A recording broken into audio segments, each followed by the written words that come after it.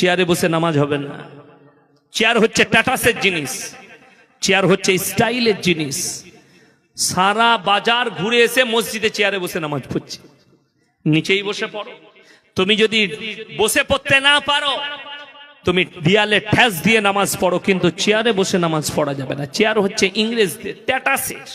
যদি বলেন হুজুর আপনি বসেছেন, হ্যাঁ এই যে চেয়ারটাই বসেছি, তার মানে তো আমার মনে অহংকার আসতে পারে, ঠিক কিনা? তবে আমি ইবাদত করিনি, আমি দিনের কথা শোনাচ্ছি, ঠিক কিনা? এটা ইবাদত? এটা ইবাদত নয়। জলসা করাটা ইবাদত নয়, জলসা করাটা ওয়াজিব নয়, সুন্নত নয়। জলসা করা হচ্ছে ভালো কাজ, মানুষকে দুটো দিনের কথা শোনানো। কি বললাম? ভালো কাজ। কিন্তু ইবাদত করছে ফরজ ইবাদত। ইবাদত স্ট্যাটাসের জিনিস নয়, ইবাদত হচ্ছে নম্র বিনয়ীর জিনিস। নিজেকে আল্লাহর কাছে পেশ করা, ছোট হয়ে আল্লাহর কাছে মাথা নত করা। তুমি ইশারায় নামাজ পড়ো, কিন্তু নামাজ মাপ নেই বেহুশ না হওয়া পর্যন্ত। তুমি রোজা রাখো, রোজা রাখতে না পারলে ফিদিয়া দাও মিসকিনকে, কিন্তু তোমার রেহাই নেই। কেউ যদি বিনা কারণে একটা রোজা ছেড়ে দেয়, সারা জিন্দগি রোজা রাখলে একটা রোজার মাসুল দিতে পারবে না। ইয়া আইয়ুহাল্লাযীনা আমানু কুতিবা আলাইকুমুস সিয়াম কামা কুতিবা আলাল্লাযীনা মিন ক্বাবলিকুম লাআল্লাকুম তাত্তাকুন। হে আমার বিশ্বনবী বলো, হে ঈমানদার ব্যক্তিরা, তোমরা যখন রোজা রাখবে আমি আল্লাহ তোমাদের তাকওয়াকে বাড়িয়ে দেব। জোরে বলুন সুবহানাল্লাহ। আপনি রমজান মাসে রোজা রাখুন, আল্লাহ তাকওয়াকে কখন বাড়াবেন? যখন আপনি ইফতারিতে বসে থাকবেন, আল্লাহ আপনার তাকওয়াকে বাড়িয়ে দেবে। আজকে আমি আপনাদেরকে বলবো, কোন কোন ভাই আছেন আল্লাহর প্রিয় বান্দা হবেন? হাত তুলেন তো ইনশাআল্লাহ, হাত তুলেন। সকলে বলুন আল্লাহর প্রিয় বান্দা হবে। জোরে বলুন ইনশাআল্লাহ। আল্লাহর প্রিয় বান্দা হতে গেলে আল্লাহর শর্তগুলো আপনাকে মেনে নিতে হবে। আমার আল্লাহ রাব্বুল আলামিন কিছু শর্ত রেখেছেন। তাবারাকাল্লাযী জাআলা ফিস সামাই বুরুজাম ওয়া জাআলা ফিহা সিরাজাও ওয়া কামারাম মুনীরা ওয়া হুয়াল্লাযী জাআলাল লাইলা ওয়ান নাহার খিলফাতাল লিমান আরাদা ইয়াযযাক্কারা ওয়া আরাদা শুকুরা ওয়া ইবাদুর রাহমানিল্লাযীনা ইয়ামশুনা আলাল আরদি হাওনা ওয়া ইযা খাতাবাহুমুল জাহিলুনা ক্বালু সালামা ওয়াল্লাযীনা ইয়াবিতুনা লিরাব্বিহিম সুজদান ওয়া কিয়ামা ওয়াল্লাযীনা ইয়াকুলুনা রব্বানা সরিফ আন্না আযাবা জাহান্নাম ইন্না আযাবাহা কানা গরামা ইন্নাহা সাআত মুস্তাকাররান ওয়া মুকামা। হে আমার বিশ্বনবী বলো, তাবারাকাল্লাযী জাআলা ফিস সামাই বুরুজা, এই বুরুজটাকে আমি আল্লাহ রাব্বুল আলামিন চন্দ্র সূর্য গ্রহ তারা নক্ষত্র দিয়ে সাজনিত করেছি। ওয়া হুয়াল্লাযী জাআলাল লাইলা ওয়ান নাহার, দিবা এবং রাত্রি আমি আল্লাহ সৃষ্টি করেছি। তার থেকে তোমরা জ্ঞান অর্জন করবে এবং আমার কৃতজ্ঞতা যাপন করবে। সবাই আল্লাহর শুকর আদায় করবো। জোরে বলুন ইনশাআল্লাহ। দিবা এবং রাত্রি আমি আল্লাহ সৃষ্টি করেছি, তার থেকে জ্ঞান অর্জন করো। আমাদের দেশের পৃথিবীর বৈজ্ঞানিকরা জ্ঞান অর্জন করে, কিন্তু আল্লাহর শুকর আদায় করে না। কেন? আল্লাহর বড়াই করলে আল্লাহ সত্যই প্রমাণিত হবে বেঈমান কাফেরের কাছে। তাই আমাদের দেশের অনেক বৈজ্ঞানিক মনে মনে আল্লাহকে বিশ্বাস করে ফেলে, কিন্তু মানুষের কাছে নেমোখার আমরা প্রকাশ করতে চাই না। আল্লাহর কুদরত, দিবা এবং রাত্রি আমি আল্লাহ তৈরি করেছি। দিন আমি করি, দিবা থেকে রাত্রে পরিবর্তন আমি করি, রাত্রি থেকে দিবাতে পরিবর্তন আমি আল্লাহ করি। এখান থেকে তোমরা জ্ঞান অর্জন করো কিভাবে দিন হচ্ছে, রাত্রি হচ্ছে, সূর্য চন্দ্র গ্রহ তারা নক্ষত্র, এগুলো থেকে জ্ঞান অর্জন করে তোমরা আমার কৃতজ্ঞতা যাপন করো, শুকর আদায় করো। চলুন এরপর আমার আল্লাহ বললেন, হে আমার বিশ্ব নবী, আমার সব থেকে যারা প্রিয় বান্দা হবে তাদের এক নম্বর চরিত্র আখলাকটা কেমন হবে? ওয়া ইবাদুর রহমানিল্লাযীনা ইয়ামশুনা আলাল আরদি হাওনা, তারা যখন দুনিয়াতে বিচরণ করবে শান্তির সঙ্গে বিচরণ করবে। মারামারি কাটাকাটি হানাহানি অন্যায় অত্যাচার অবিচার নেই, তারা দুনিয়ার বুকে শান্তির সঙ্গে বিচরণ করবে। ওয়া ইবাদুর রহমানিল্লাযীনা ইয়ামশুনা আলাল আরদি হাওনা ওয়া ইযা খাতাবাহুমুল জাহিলুনা ক্বালু সালামা, শান্তির সঙ্গে। বিশ্বনবী বুখারী শরীফের রওয়ায়েতে আছে, তোমরা ততক্ষণ পর্যন্ত মুমিন হতে পারবে না যতক্ষণ পর্যন্ত তোমার কাছ থেকে তোমার প্রতিবেশী সুরক্ষিত নয়। আপনার ভাইকে সুরক্ষা দিতে হবে, প্রতিবেশীকে সুরক্ষা দিতে হবে। ওই জন্য নবীজি সাল্লাল্লাহু আলাইহি সাল্লামের আখলাক চরিত্র পৃথিবীর মানুষের কাছে সবথেকে উমদা। কেন জানেন? নবীজি বলেছেন, তোমার বাড়ির পাশে কে বসবাস করছে দেখো না, সে দলিত হোক, হিন্দু হোক, আদিবাসী হোক, যে ধর্মেরই হোক, সে যদি ক্ষুধার্ত হয় খাবার দাও, বস্ত্রহীন হলে বস্ত্র দাও, বিপদে পড়লে তার পাশে দাঁড়াও। এটা হচ্ছে নবীজি সাল্লাল্লাহু আলাইহি সাল্লামের আদর্শ। আজকে বড় কষ্ট লাগে, আপনি নিজেকে দুদিন নামাজ পড়ে বলছেন জান্নাতে যাব, অথচ আপনার ভাইয়ের সাথে আপনার কথা নেই। আপনি আপনার ভাইকে কষ্ট দেন, মা বাবাকে ভালো করে ভাত দেয় না, আপনি বলছেন আমি নামাজ পড়ে জান্নাতে যাব। আপনি প্রতিবেশীর হক আদায় করেন না, বিবির হক আদায় করেন না, আত্মীয় স্বজনের হক আদায় করেন না, প্রতিবেশীর হক আদায় করেন না, আপনি জান্নাত লাভ করতে চাইছেন। আল্লাহর কসম, মাথা ঠুকে আর তাসবিহ তিলাওয়াত করে যদি জান্নাত লাভ করব বলেন তো আপনার ভুল হবে।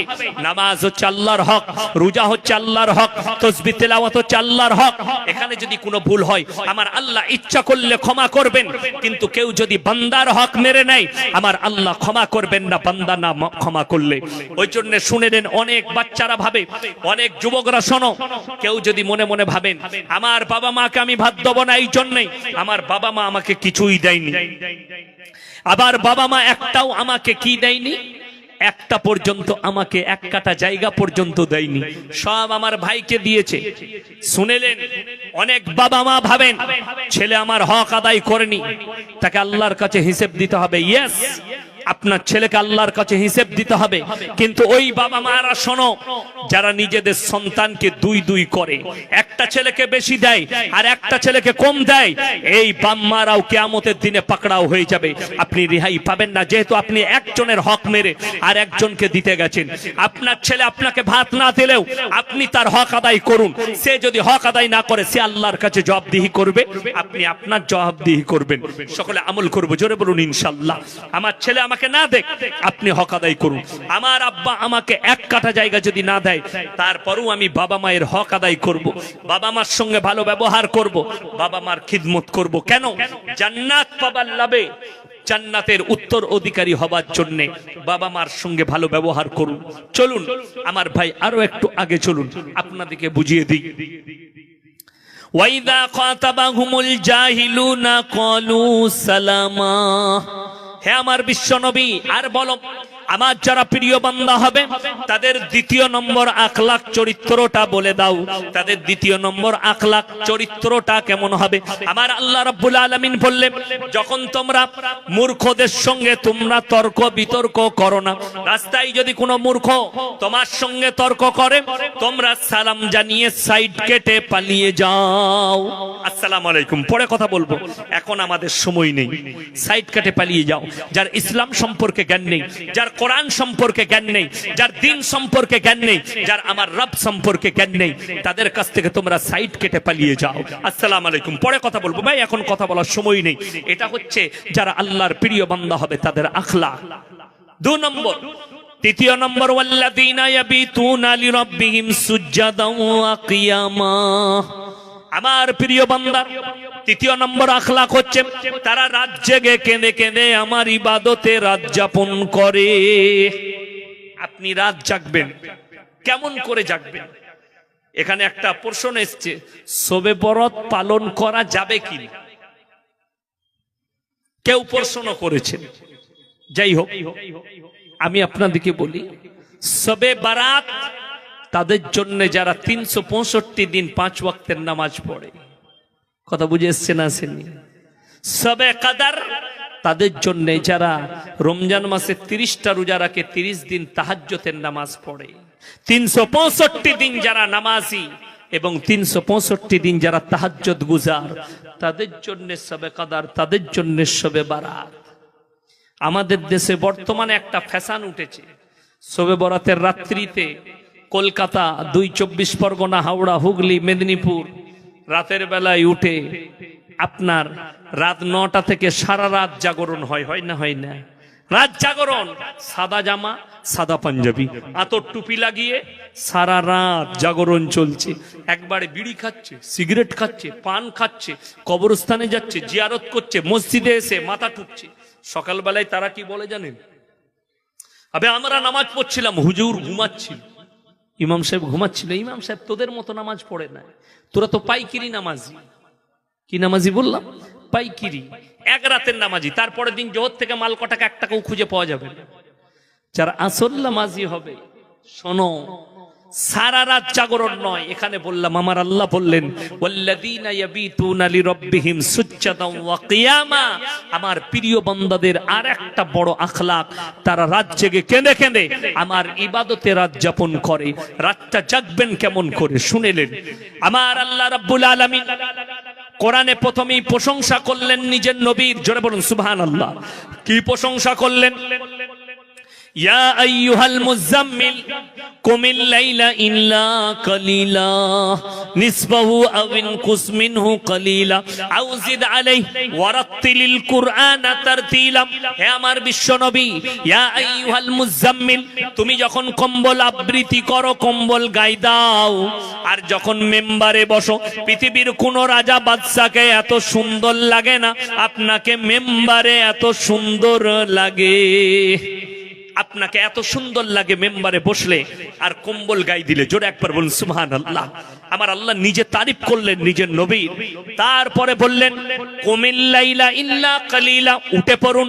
কখন উঠবেন? নিসফাহু আও ইনকুস মিনহু কালিলা, অর্ধেক কিংবা তার থেকে একটু বেশি ঘুমিয়ে তারপরে উঠো। রাত্রি 1টা কিংবা 1:30টার মধ্যে উঠো। বিবির হক আদায় হবে, আল্লাহর হক আদায় হবে। তুমি সারা রাত 9টা থেকে এসার পরে চলে গেছে এক কেদলি চা নিয়ে মসজিদে, বলে কি হলো? বলে ফাটিয়ে দেবো। তোর মাল একটাও উপরে পৌঁছাবে না, ওই মসজিদেই লেগে থাকবে। কেন? ফজরের পর থেকে সে মাল কটা একটাও আর নাই, খালি শবে বরাতের রাতের জন্য ছিল। শবে বরাত, শবে বরাতের নামাজ আপনি পড়ুন, রোজা রাখুন। কিন্তু কেউ যদি বলে রোজা রাখতেই হবে, এটা হচ্ছে বেদাত। কেউ যদি রাখতে না পারে গুনাহ আছে। এ কথা বলেন না কেন? আপনারা কথা বলেন না কেন? গুনাহ আছে কেউ যদি রোজা না রাখতে পারে? এতগুলো উলামা বসে আছে, জিজ্ঞেস করো বড় বড় আলেম দিকে।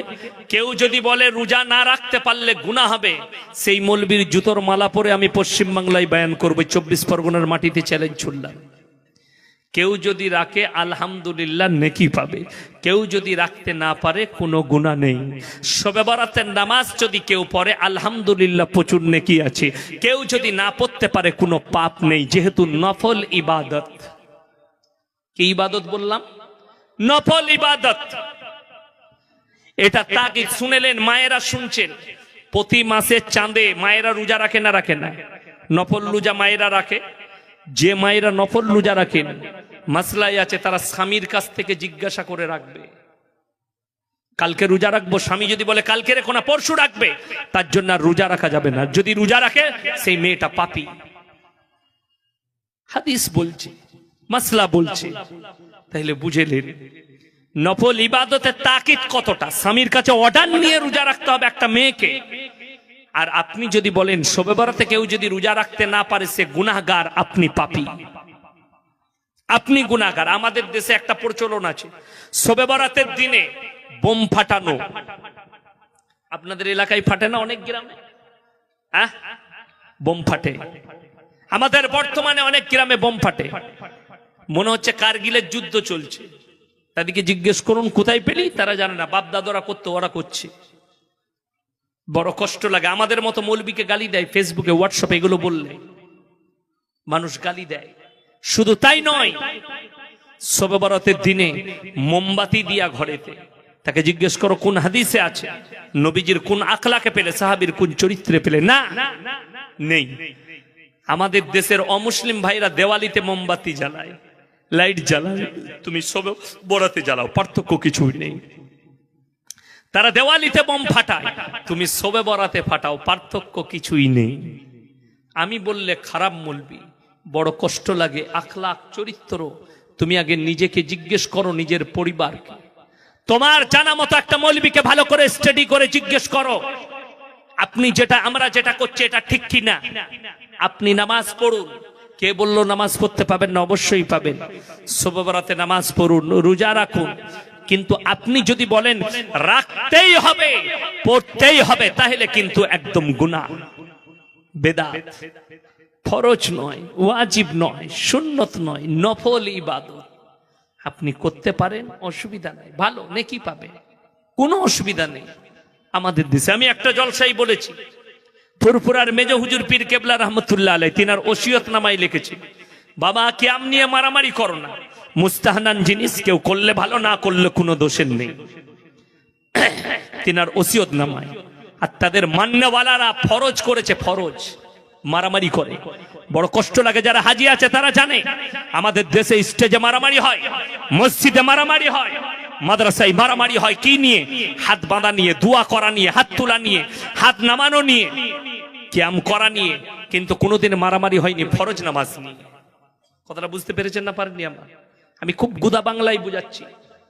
কোন হুজুর মারামারি করেছে যে এই গ্রামের যে লোকরা ফরজ নামাজ পড়ে না তাদেরকে বেঁধে নিয়ে এসো, তাদেরকে সমাজ থেকে বঞ্চিত করো, এই ভাষণ কোনো মৌলবি দিল না। আর আমি বলে যাচ্ছি যারা ফরজ নামাজ পড়ে না জেনে বুঝে, তাদেরকে সমাজ থেকে বঞ্চিত করে দেন, তাকিদ দেন।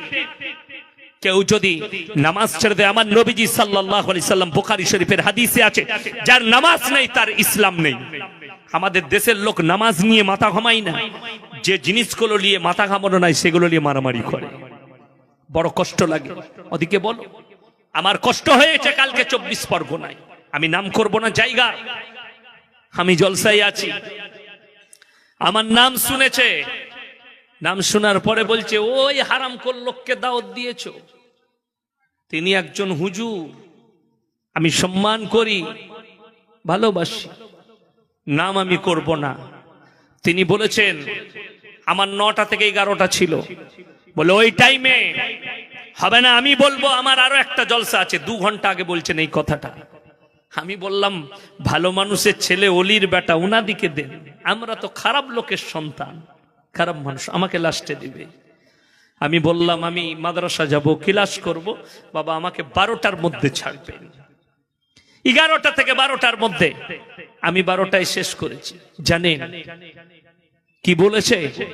আমি যতক্ষণ পর্যন্ত নেমে গাড়ি থেকে না চলে যাব, না তার নাম এলাউন্স করতে পাবে, না তাকে আনতে পাবে স্টেজে। আমার জন্য বলেছে, আমি কষ্ট পেলাম। কেন? তাকে জিজ্ঞেস করেছে হুজুর কেন, উনি কি করেছেন আপনার? বললেন আমার ব্যক্তিগত কোনো ব্যাপার নেই, এটা আমার ব্যাপার, এটা আমার ব্যক্তিগত ব্যাপার।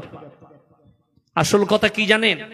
আমি বললে খুব খারাপ কথা, খুব খারাপ কথা। ইলেম কালাম না থাকলে যা হয়, কওমের লোক আলেম চিনতে পারেনি। কি হয়েছে জানেন? বক্তার বেটা বক্তা, আমি শওকত সাহেবের ছেলে, তার বেটা বক্তা। আবে আমি কি, আমার যোগ্যতা আছে কিনা মৌলবীরা জানে, আমার বাপ জানে, আমি তার মানসা শিক্ষক। তুমি যাকে হুজুরের বেটা হুজুর বলছো, তার মধ্যে ইলেম কালাম আছে কিনা আগে জিজ্ঞেস করো, তারপরে স্টেজে বসতে দিবে। আজকে আমি বলতে বাধ্য হলাম, আমি কারুর বিরুদ্ধে কোনো কুটি কথা বলি না, কারুর বিরুদ্ধে মুখ খুলি না, কিন্তু কালকে ব্যথা পেয়েছি, দুঃখ পেয়েছি যে এদের দ্বারা মানুষ কি পেতে পারে, এদের দ্বারা সমাজ কি লাভ পেতে পারে, এদের দ্বারা সমাজ ক্ষতিগ্রস্ত হচ্ছে। বড় কষ্ট লাগে। আপনারা গালি দেন, মুখ থেকে যার গালি বের হয় তার বুখারী শরীফের হাদিস পড়া নাই। আমি কালকেই বুঝতে পেরেছি তার ভাষা শুনে যে এ মাল আলেমু নয়, মৌলবীও নয়, ভণ্ড। কেন? ভণ্ড না হলে এই মুখে খারাপ ভাষা বার করতো না আমার জন্য। বুখারী শরীফের রওয়ায়েতে আছে মুনাফিকদের আলামত, বড় আলামতের মধ্যে একটা আলামত, তারা অশ্লীল ভাষা ব্যবহার করে। আমি তার লেগে দোয়া দিয়েছি, ভালো লোকের আওলাদ, হুজুরের বেটা হুজুর, আল্লাহ তিনাকে হিদায়াত দান করুক, আরো বড় করুক। এর থেকে ভালো দোয়া আর হাতিয়ার আমার কাছে আর কিছু নেই। সে আমাকে গালি দেবে, আমি তার লেগে দোয়া করব। সে আমাকে অপমান করতে চাইবে, আল্লাহ আমাকে সম্মান আরো বাড়িয়ে দেবে। সে আমাকে ছোট করতে চেয়েছে, আল্লাহ আমার সম্মান বাড়িয়েছে। আমাকে ফোন করে বলছে কয়েকজন মোল্লা, হুজুর ক্ষমা করবেন। আমি বললাম আল্লাহ আমার হৃদয় জানে, ক্ষমা চাইবেন না আর আমাকে ছোট করবেন না। আমার হৃদয়, আমি এতটুকু কষ্ট পাইনি, খালি একটা কষ্ট পেয়েছি যে আমাকে গালি দিয়েছে। সে নিজেকে পীরের আওলাদ বলে, তার বাপ কষ্ট পাবে কবরে শুয়ে। সে যদি তার মাকে গিয়ে জিজ্ঞেস করে আমি ইয়াসিন সাহেবকে আমি পীরের আওলাদ এই ভাষা বলে গালি দিয়েছি, তো তার মা তাকে জুতো করে মারবে। বড় কষ্ট লাগে, তার জানা নাই আমার সম্পর্কে স্টাডি করার নাই। যদি হিম্মত থাকে বাপের বেটা হাস 24 পরগনার যে মাটিতে যেখানে বসবি আমার সাথে বস। যদি হিম্মত থাকে আমি চ্যালেঞ্জ ছুড়লাম, আমি একা আসবো বর্ধমান জেলায় 200 কিলোমিটার দূরে বাড়ি, আর তোর সব ভক্তরা থাকবে, আমাকে ডাক, কিন্তু গালি দিবি না। যদি হিম্মত থাকে, ইলম কালাম থাকে, আমার সাথে কোরআন আর হাদিস নিয়ে বস। একটা ইবারত পড়ার ক্ষমতা নেই হাদিসের, একটা ইবারত পড়তে পারবে না, ইজরা করতে পারবে না এক লাইনের, আমি চ্যালেঞ্জ ছুড়লাম তাকে। আমার বক্তব্য যদি শুনিস তাইলে আল্লাহর রহমতে তোকে দাওয়াত দেয়া রইল, এক লাইন খালি কোরআনের ইজরা করে আমার কাছে শোনাবি, আমি তো জুতোর মালা পরবো। আমার জানা আছে তোমার ইলম কালাম কতটা, ওই জন্য কারুর বিরুদ্ধে বলি না, আমাকে মুখ খোলা করাও না। আমি কারুর বিরুদ্ধে কারুর নাম নিয়ে 17,000 জলসা ছুটছে, আমি কোন হুজুরের বিরুদ্ধে, কোন হক্কানি পীরের বিরুদ্ধে বলিনি। হ্যাঁ আমি বিরুদ্ধে, আমি ভণ্ড পীরের বিরুদ্ধে, যারা ভণ্ডামি করবে তার বিরুদ্ধে আমি আমার মৃত্যুকাল পর্যন্ত সংগ্রাম চালিয়ে যাব। চ্যালেঞ্জ এটা। তুমি মাজারে গিয়ে গড়াগড়ি খাবে, কেউ যদি একটা হাদিস দেখাতে পারে খাজা মঈনুদ্দিন চিশতি রহমাতুল্লাহ আলাইহির কিতাব থেকে বার করে, কেউ যদি দেখাতে পারে, তোরা আমার মাজারে আসবি, চাদর চড়াবি, আমার মাজারে গড়াগড়ি খাবি, আমার মাজারে এসে মাথা ঠুকবি, এরকম খাজা বাবা লিখে গেছে, তার জুতোর মালা পরে পশ্চিম বাংলায় বায়ান করব। কোন হুজুর আছে, কোন মায়ের লাল বাপের বেটা আছে, নিয়ে এসো খাজা বাবার লেখা কিতাব। পারবে না আনতে। কেন? খাজা মঈনুদ্দিন চিশতি রহমাতুল্লাহ আলাইহি তোর মতো ভণ্ড ছিল না। তিনি 12 বছরের পর থেকে মৃত্যুকাল পর্যন্ত একদিনও তাহাজ্জুদের নামাজ কাজা করেনি। এটা যদি পড়তে হয় আমার লাইব্রেরিতে আয়, আমার লাইব্রেরি আমার বাড়িতে, আমার লাইব্রেরিতে খাজা বাবার জীবনের কিতাব খুলে দেখিয়ে দেবো তোকে, কানে মুচুড়ে দেখাবো কি লিখেছে শোন। খাজা মঈনুদ্দিন চিশতি রহমাতুল্লাহ আলাইহি তিনি তিনার জীবনের প্রথম চ্যাপ্টারে লিখেছে, খাজা বাবার প্রথম আখলাক ছিল 12 বছরের পর থেকে মৃত্যুকাল পর্যন্ত তাহাজ্জুদের নামাজ কাজা করেন, তাহাজ্জুদের নামাজ কাজা করেনি। আর আমি প্রমাণ করিয়ে দেবো। অনেকজন বলছে খাজা বাবাকে ভালোবাসি, হারাম করে এক ওয়াক্তের নামাজ পড়ে না। ঠিক বলছি না ভুল বলছি? কথা বলেন। 24 পরগনায় প্রমাণ দেবো, যদি এবার প্রমাণ নেবেন। আমার হাইওয়ের ওপরে বাড়ি, কোনা এক্সপ্রেস থেকে দিল্লি রোডের ওপরে বাড়ি, বর্ধমান থেকে 26 কিলোমিটারের মাথায় আমার গ্রাম, আমার মাদ্রাসা, বড় মাদ্রাসা আমার, আমি সেখানকার শিক্ষক। রাতের বেলায় জলসা করে যাই, নিউ রয় বলে একটা হোটেল আছে, প্রচুর বাস লাগে সেখানে। সেই মালিক আমার বন্ধু বিদ্যুৎ দা, আমাকে চা খাওয়ায়। আমি হোটেলে গিয়ে বসি, কাগজের কাপে আমাকে চা দেয়, আমি বসে আছি বাইরে চেয়ারে গরমের দিনে। 24 পরগনার কোন একটা জেলার হবে 2-24 পর বাস, সব মানুষরা যাচ্ছে। তারা দেখে চিনতে পেরেছে, হুজুর আপনি কি ইয়াসিন সাহেব? এমন হয় চিনি। কোথায় যাচ্ছেন বাবাজি? বলে হুজুর আজমির শরীফ যাচ্ছে। আলহামদুলিল্লাহ। আমি বললাম বাবা কখন বেরিয়েছেন? হুজুর 12টার সময়। জোহর পড়েছো? জি না। আসর পড়েছেন? জি না। মাগরিব পড়েছেন? জি না। এশা? জি না। ফজর তো গাড়িতে ঘুমিয়ে কাটবে। যার জীবনে এক ওয়াক্তের নামাজ নেই, আমি তাদেরকে বললাম ওখানে যেও না, কিয়ামতের দিনে খাজা বাবা তোমাদেরকে জুতো মারবে তোমার মতো মুরিদকে। যার জীবনে নামাজ নেই, আমার নবীজি বললেন তার ইসলাম নেই। আপনি কি করবেন ভেবে দেখুন, নামাজ পড়বেন না পড়বেন না। ইসলাম এত সুন্দর, আল্লাহর কসম করে বলছি, যারা মনে করছেন আমি আমার 18,000 জলসা ছুটছে, একটাও পীর বিরোধী পাবেন না, ভণ্ড পীর বিরোধী পাবেন।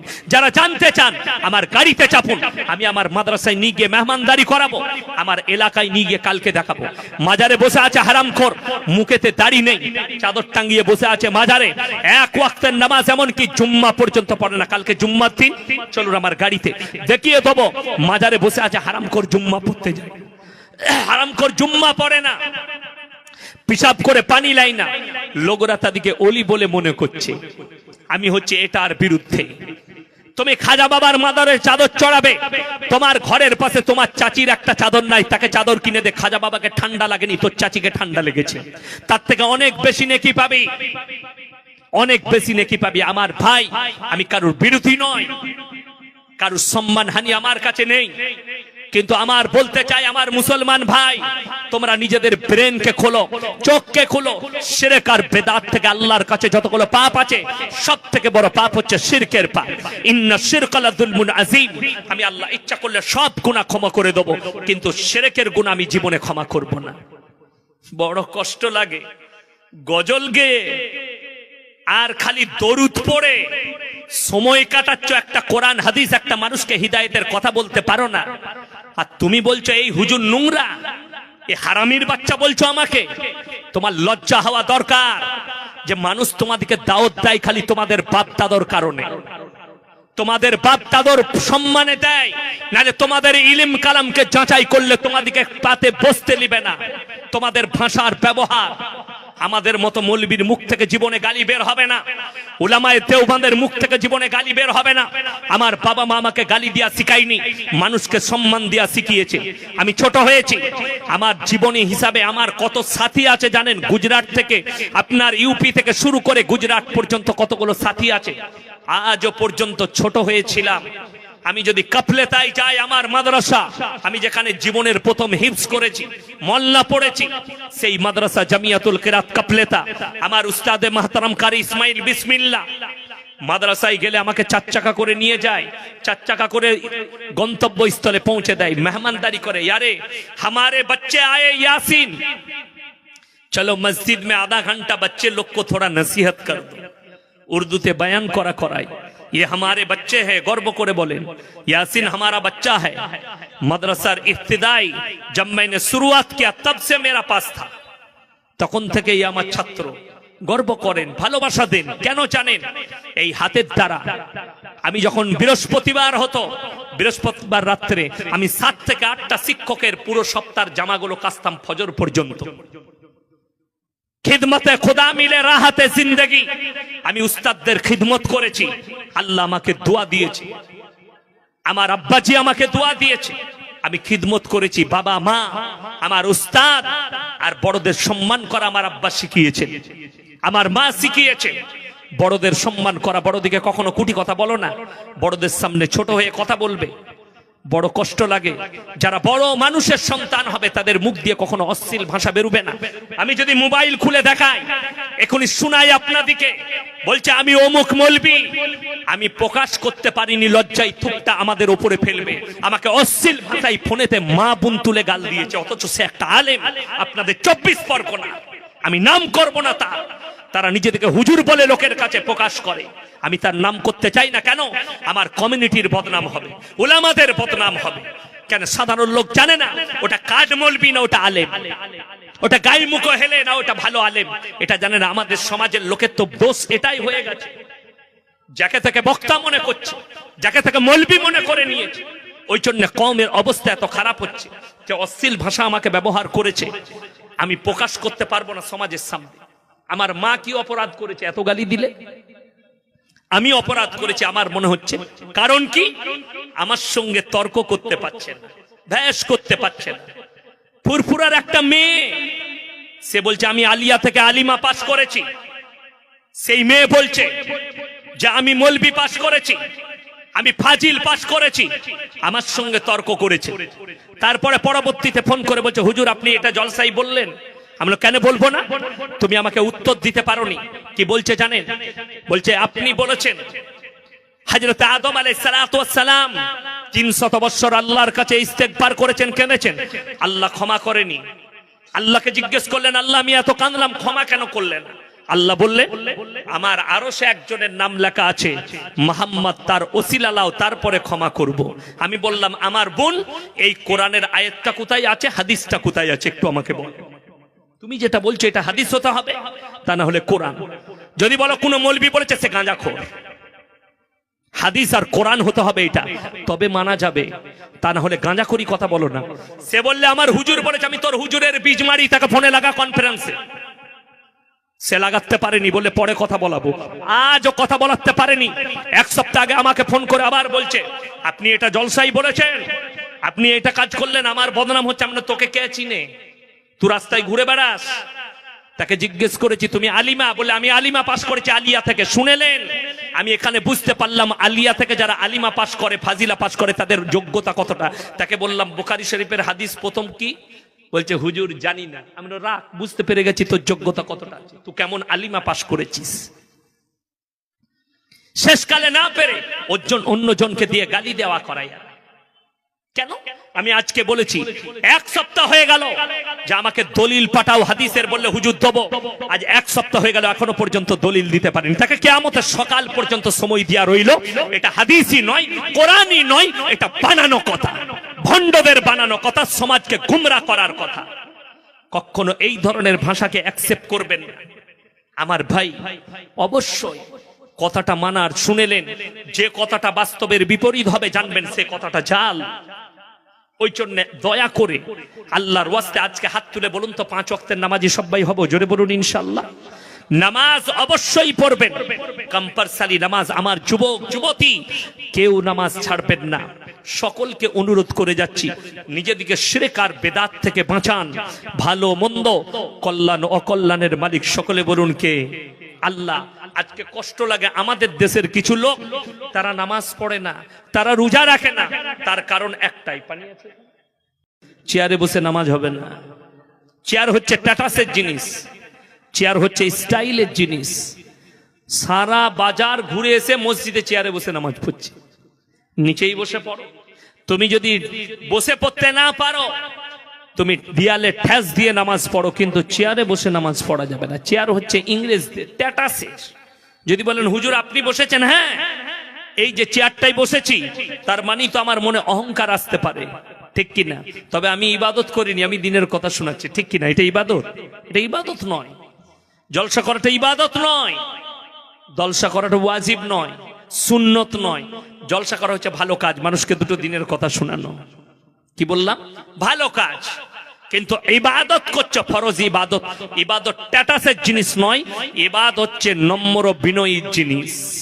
নিজেকে আল্লাহর কাছে পেশ করা, ছোট হয়ে আল্লাহর কাছে মাথা নত করা। তুমি ইশারায় নামাজ পড়ো, কিন্তু নামাজ মাপ নেই বেহুশ না হওয়া পর্যন্ত। তুমি রোজা রাখো, রোজা রাখতে না পারলে ফিদিয়া দাও মিসকিনকে, কিন্তু তোমার রেহাই নেই। কেউ যদি বিনা কারণে একটা রোজা ছেড়ে দেয়, সারা জিন্দগি রোজা রাখলে একটা রোজার মাসুল দিতে পারবে না। ইয়া আইয়ুহাল্লাযীনা আমানু কুতিবা আলাইকুমুস সিয়াম কামা কুতিবা আলাল্লাযীনা মিন ক্বাবলিকুম লাআল্লাকুম তাত্তাকুন। হে আমার বিশ্বনবী বলো, হে ঈমানদার ব্যক্তিরা, তোমরা যখন রোজা রাখবে আমি আল্লাহ তোমাদের তাকওয়াকে বাড়িয়ে দেব। জোরে বলুন সুবহানাল্লাহ। আপনি রমজান মাসে রোজা রাখুন, আল্লাহ তাকওয়াকে কখন বাড়াবেন? যখন আপনি ইফতারিতে বসে থাকবেন, আল্লাহ আপনার তাকওয়াকে বাড়িয়ে দেবে। আজকে আমি আপনাদেরকে বলবো, কোন কোন ভাই আছেন আল্লাহর প্রিয় বান্দা হবেন? হাত তুলেন তো ইনশাআল্লাহ, হাত তুলেন সকল।